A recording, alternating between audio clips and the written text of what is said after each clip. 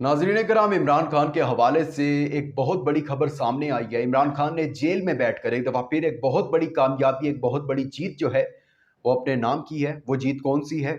और ऐसा मार्का जिसने सियासी हलकों में एक दफ़ा फिर से हलचल मचा कर रख दी है।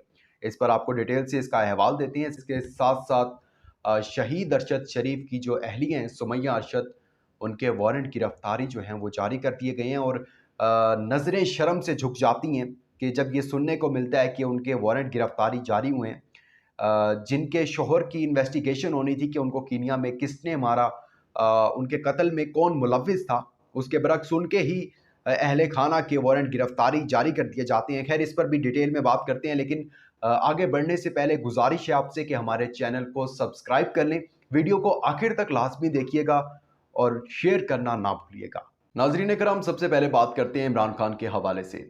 इमरान खान ने एक दफ़ा फिर जो है क्लीन बोल्ड कर दिया तमाम सियासी जमातों को।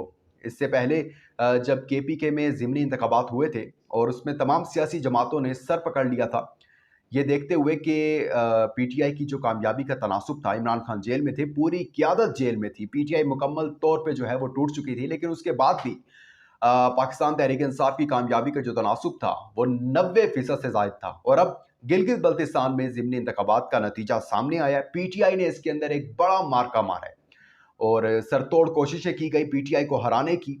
हुकूमती मशीनरी इस्तेमाल की गई कि किसी ना किसी तरीके से पीटीआई को जो है वो शिकस्त दे दी जाए।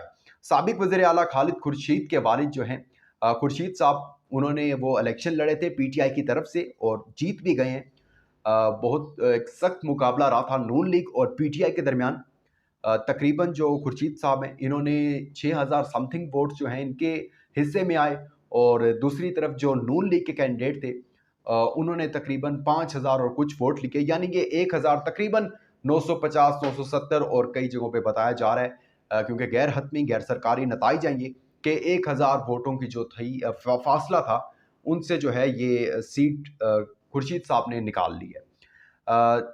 बज़ाहिर तो अब गिलगित बल्तिस्तान में पीटीआई की, कहने को पीटीआई की गवर्नमेंट है, लेकिन ये वही ग्रुप है जो कि इमरान खान के खिलाफ था।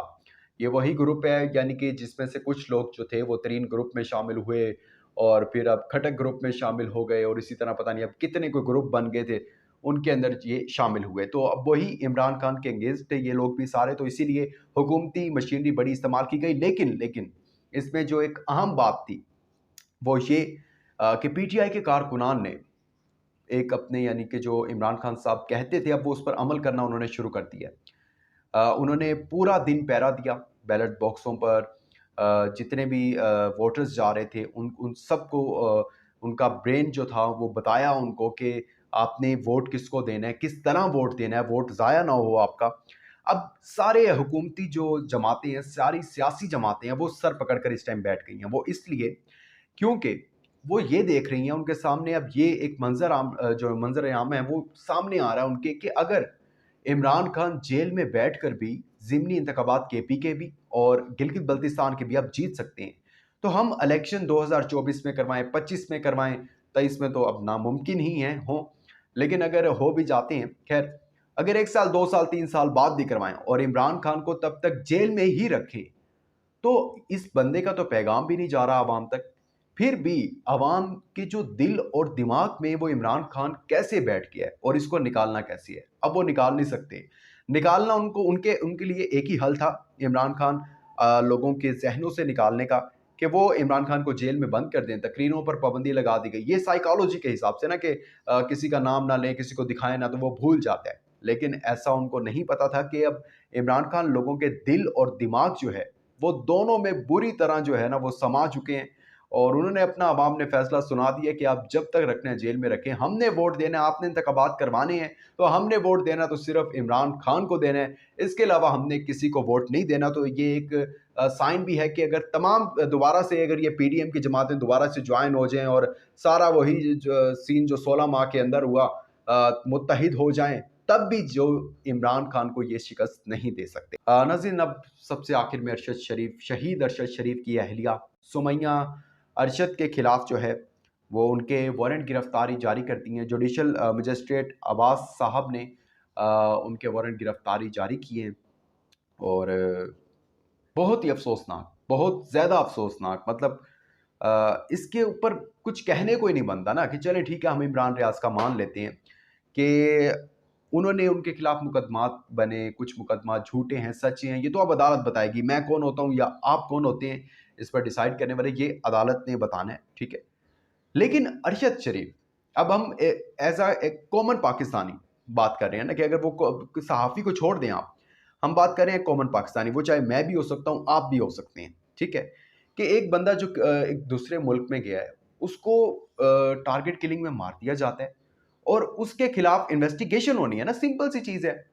और दूसरी तरफ उसके खिलाफ इन्वेस्टिगेशन जो है उनके कातलों के खिलाफ नहीं होती और उनकी फैमिली के खिलाफ इन्वेस्टिगेशन शुरू हो जाती है, और फिर उनकी फैमिली, उनके बच्चे, इंक्लूडिंग उनकी सास जो हैं, जो अभी 2 मंथ से अस्पताल में ज़ेरे इलाज थी, उनके भी वारंट गिरफ्तारी जारी कर दी गई है। मौक़िफ़ अपनाया जी, इन्होंने केस में अदम पैरवी की है और अरशद शरीफ फैमिली का भी मौक़िफ़ सामने आ गया है, वो डटे हुए हैं। उन्होंने कहा हमें प्रेशराइज़ किया जा रहा था कि ये जो केस है ना, ये आप वापस ले लें, अब बस बहुत हो गया, आप ये केस वापस ले लें, और अगर ये आप केस वापस ले लेते हैं तो वही आपके लिए आसानी है, और वो सारा प्रोसेस वही जो खान साहब को भी ऑफर, और वही जो परवेज़ इलाही को भी, और वही जो पाकिस्तान तहरीक इंसाफ के सारे मुनहरिफ अरकान को दी गई थी, जिसमें से आधे से ज़्यादा मान गए और कुछ नहीं मान रहे, तो फिर उनके खिलाफ उनके जो हैं वो वारंट गिरफ्तारी जो है वो जारी हो जाते हैं।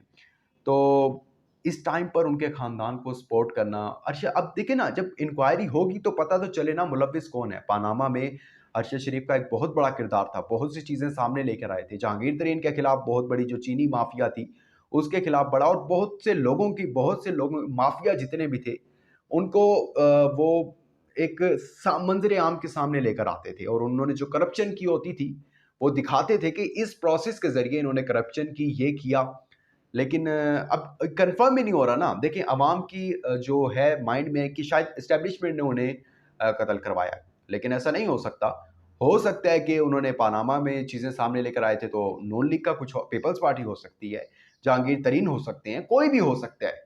हम किसी का नाम नहीं ले सकते हैं, ठीक है? लेकिन मतलब हम एक आम शहरी की हैसियत से भी अगर देखें उनको, तो उनके ख़ानदान को इस टाइम सपोर्ट करना चाहिए। सुप्रीम कोर्ट के भी सो मोटो का जो था, वो कोई रिज़ल्ट नहीं निकला, और इस टाइम उनकी फैमिली पर क्या गुज़र रही होगी कि आप बेहतर जानते हैं।